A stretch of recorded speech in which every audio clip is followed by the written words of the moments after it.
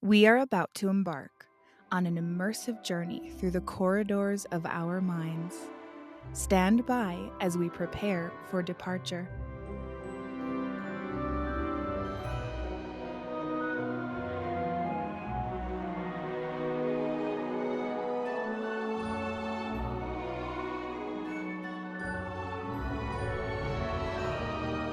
Welcome aboard, everyone, to the Productivity with Peace of Mind podcast adventure. Our journey will begin in just a moment. Inhale deeply and exhale. Our voyage takes us on a captivating tour, diving deep into the intricate layers of our thoughts and imagination. Brace yourselves for the complexities of our evolution. For a safe and enjoyable journey, stay seated, secure your helmet and protective goggles, and keep hands, feet, and legs inside while the ride is moving. Now relax and enjoy.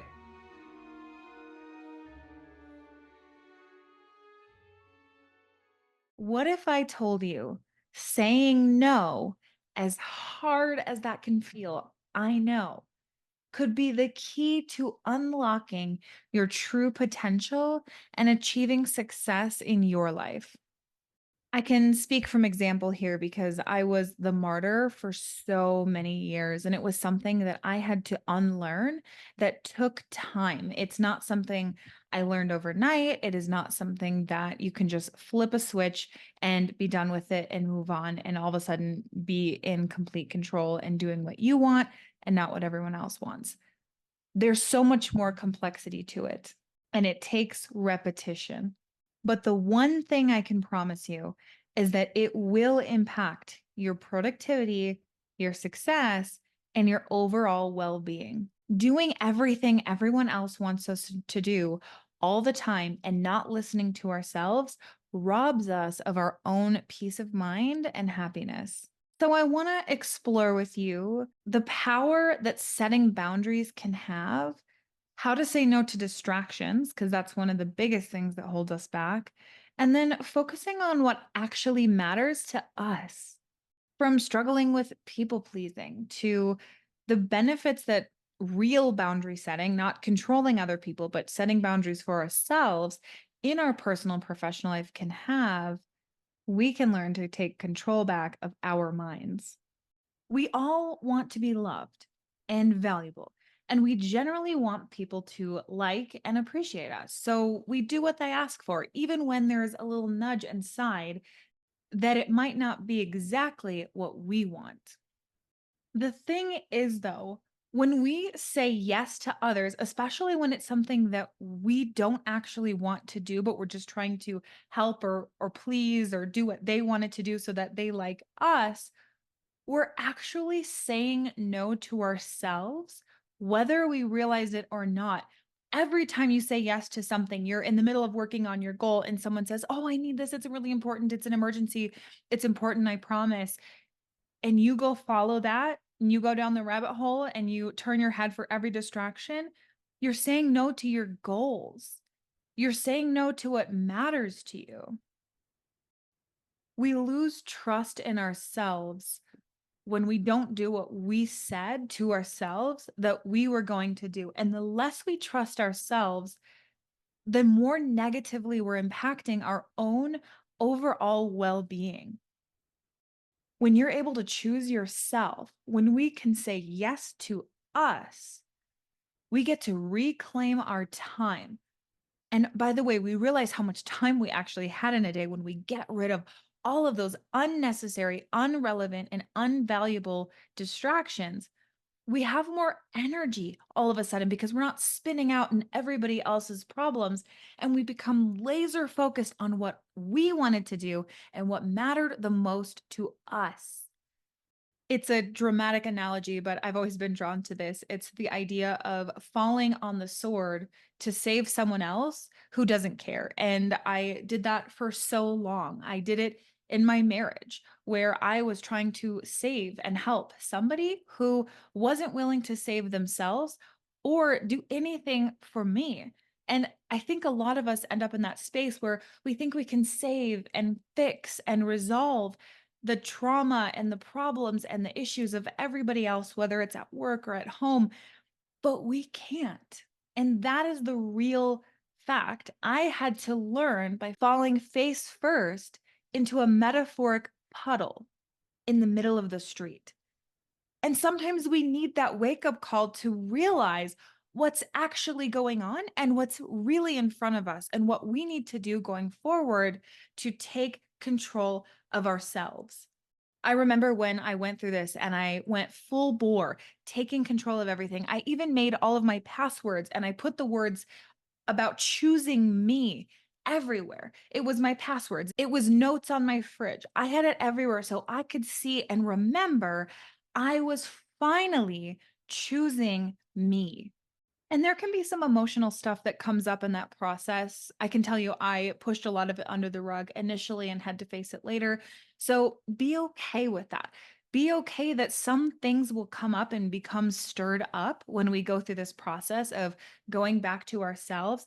It doesn't all come with rainbows and butterflies. It's not always easy. Just understand that there was an emotional toll that being the martyr and doing everything everyone else wanted to do has on you. And there's a transition to move out of that.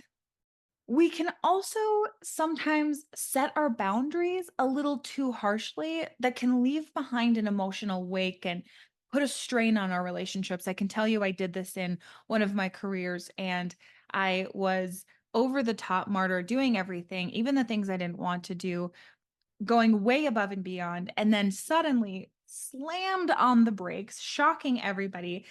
I wasn't the best at this, so learn from my mistakes.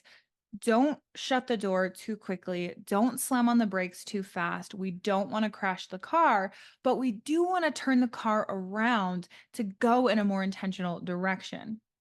We can approach our new boundaries and what we are willing to do. Again, you cannot change anybody else. You cannot control the people around you, but it's what we are doing for ourselves. And we can make those changes slowly and with compassion and empathy for both ourselves and the people involved. But it's important to begin because saying no is actually a form of self care. This is your way of reconnecting with you, improving the relationship you have with yourself in order to create even more. It allows us to refocus to what actually matters. There have been times I've had to say no to projects that I actually was excited about and wanted to be a part of, but I had to say no because I knew that I had other priorities going on. And I was able to be so much more clear and focused on that because when we isolate our focus to one or just a couple of things and it's condensed down, our results are so much greater. And that can lead to better opportunities because when we perform better and produce better results, the growth following that can be exponential because we said no to less in the beginning. It's like building these foundational blocks for the bigger picture. It's this reframing of our mindset where we learn how to practice no, we build that muscle. And then over time, we're encouraged and our confidence goes up a little bit more and we understand more deeply what that actually means and what we're getting out of it so that we can prioritize what matters most. So, how do we actually begin to set boundaries in our lives? A lot of people think that setting boundaries means controlling or changing other people's behavior. But the thing is, we can't actually do that. And there's nothing we can do to stop or change anybody else aside from ourselves. Setting a boundary is not, you need to stop doing this. It's, if you do this, I will do this for myself. For example, if somebody yells at you, instead of saying, you can't yell, you don't get to yell, you're not going to yell at me, you're making me feel terrible, we can take ownership of how we feel. Because remember, our feelings and our emotions come from our own thoughts.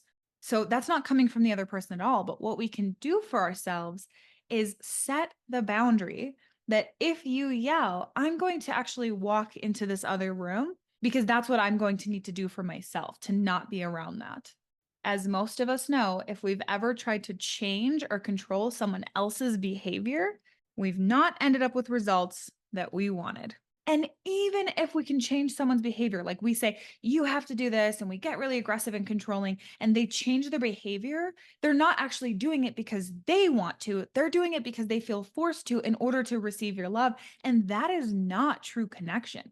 That is not a meaningful relationship. And it's going to be empty. And by the way, it's going to build up resentment over time, and it will always blow up later.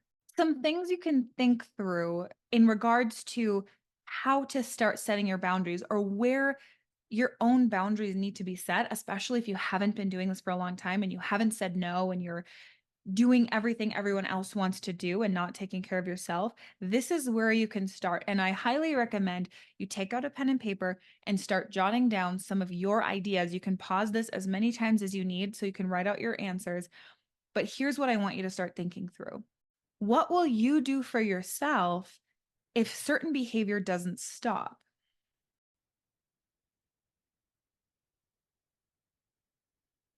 What behaviors are you okay with being done around you or in your space? How far are you willing to go for the people around you and the people you love and care about? And how far do you want your people to go with you? I mean, we can travel the world together, but we cannot follow each other into our own solitude and that space within us, inside of us, because we need that space in order to retain our clarity and connection to our own self.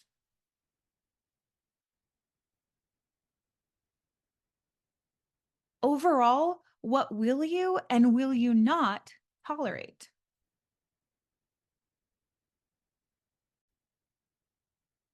And consider only saying yes when you mean it, and say no when that's actually the answer. And you can also say maybe if you're not sure, or no, not right now.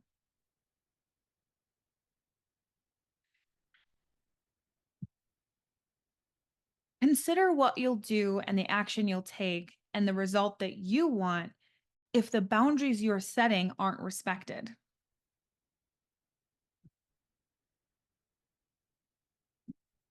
How will you speak out loud what's true for you?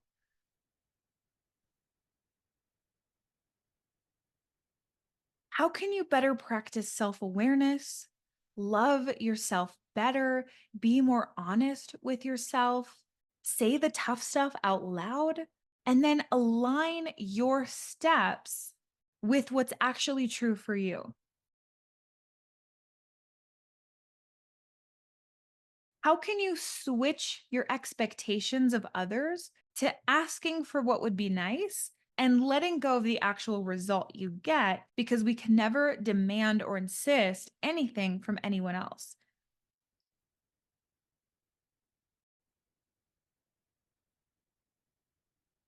Are you willing to do what you say you will do?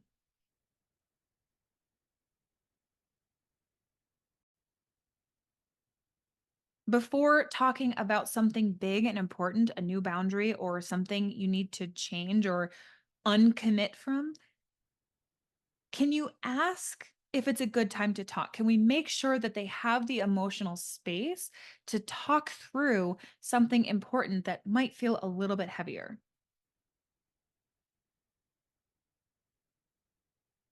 Are you willing to be non judgmental, to be compassionate with yourself and others as you figure out what works and what doesn't, not slamming the door in anyone's face?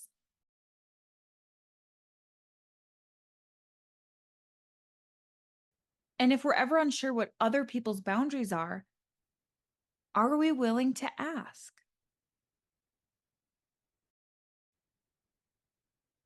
And when we're going to say something that might feel less comfortable or have a conversation that feels a little bit more confrontational, how can we make bridge statements such as, hey, remember this thing we're working on? Or, hey, remember how I'm setting boundaries? There's something I want to share with you. There's something new I want to introduce. How can we bridge the tough conversations with kindness and gentleness? This helps us practice not getting defensive. It helps us stay calm and actually listen to what the other person is saying. And we don't need to make decisions on a whim. We can slow down, regulate ourselves, take time to cool off and be alone, and be sure the decisions we're making or the thing we're saying no to or walking away from is actually what we want or don't want. And especially in relationships where it's someone we're close to, like our partners or our families or close friends, it's important to understand each other's limits. So exploring this together helps us not to repeat disruptive patterns. We can let go of being the victim, process our feelings and emotions that are coming up, and reach true forgiveness. Sometimes we have to forgive ourselves too. So it's not just other people. When we take the time to forgive, love, appreciate, and be compassionate with ourselves, we'll be able to give and receive that same treatment from others. The more we practice speaking what is true for us more freely and openly, the more comfortable it becomes to share what our limits actually are. And the more the people around us understand that and become comfortable with that, trust is built. And it becomes easier and easier to say what doesn't work for you because they understand it has everything to do with your capacity and your desires, not anything against them. Because codependency is taking care of other people and stopping taking care of ourselves. Sometimes we have to stop looking at everyone else and turn the mirror back to our own reflection. The only person we can ever control is ourselves.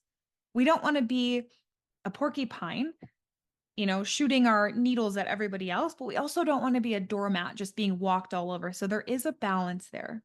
Doormats get walked all over, but porcupines can't be hugged. So finding the balance that works for us. Saying no at work can feel a lot trickier. And sometimes it can feel like we don't actually have a choice or we're not in control. But what I would say to that is that it's more about our approach and making it more of a conversation versus just being like, nope, when your boss brings you a project and just abruptly shutting the door in their face and saying, no, I'm not going to do that.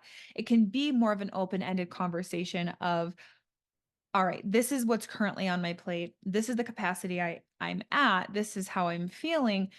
What would you say, asking your leader, is the highest priority of what needs to get done first? And sometimes it's not now, but when. So sometimes it's about scheduling that out to next quarter or even next year if it's a big initiative or a big project. Our capacity does run out eventually, and your boss or your leadership team does know that. You're not a robot. So it's okay to open the conversation and have that open dialogue on, okay, what really is the priority and what can we do when reasonably? This frees up your time and energy for more meaningful work, and you're going to do so much better work on the projects that you're on. Being able to really evaluate opportunities that come up or different projects going on and prioritize what really matters that aligns with your goals and values and what's important to you long term allows you to be that much more successful and feel so much more in control and fulfilled in what you're doing because it's intentional and you've thought through it. Saying no can bring up different fears for us, such as fear of rejection, fear of being criticized, or maybe even fear of missing out. The more time we spend connecting with ourselves, reflecting on what's working and what's not, and really becoming clear and answering some of those questions we went over on what is actually okay with you, what are your true boundaries, and what are you going to do if it happens or doesn't happen, really focusing on what you can control, the more we're able to build confidence in ourselves and the easier saying no or setting boundaries becomes. We are the only ones who can advocate for ourselves in this way. Nobody else knows what we actually have the space and capacity for and what works for us. So let's prioritize our needs and our goals. What matters to us most should always come first, even if it means saying no to others. From cutting out people pleasing to setting true boundaries in our lives, we'll feel so much more in control. So embrace the word no. Figure out what your boundaries are.